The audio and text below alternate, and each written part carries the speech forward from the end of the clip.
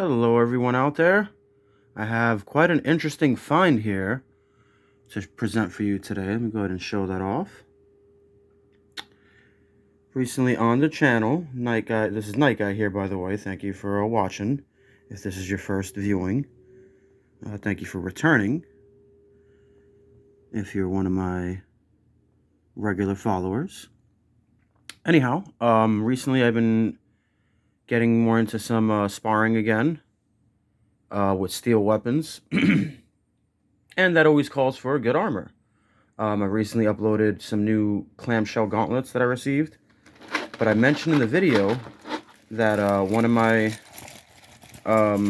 least favorite things about gauntlets is their stiffness. Hang on, let me get this on.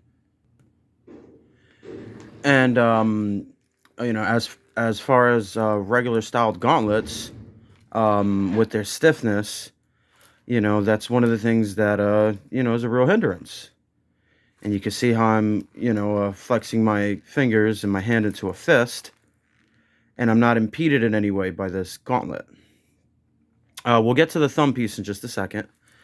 Now, this is brought to you by Medieval History, is the name of the seller. Anyhow, I found this and I thought it'd be really interesting to try it out. To date, my favorite style of hand protection, medieval inspired, would be, just simple chainmail mittens. Not necessarily gloves, even though these are technically still gloves, but they have a mitten design for the hand. The problem with the gloves is your fingers are individually guarded, and if you take a hit, no matter what amount of padding you put on an individual finger or digit, if the weapon collides with it, especially while you're gripping a handle of another weapon, your finger is going to get compressed and smashed really bad, and there's not much amount of protection or impact protection you can put on a single finger that's really going to do anything. However, you see how this has a solid single piece going over most of my knuckles there. Doesn't cover all my digits. My fingertips are still out. So, that is a little concerning, but you're going to be flexed and holding a weapon, so it kind of clamshells up, very similar to the clamshell gauntlets. And then it extends a little bit in front of your knuckles there, if you could see that. So if a weapon was coming in that way,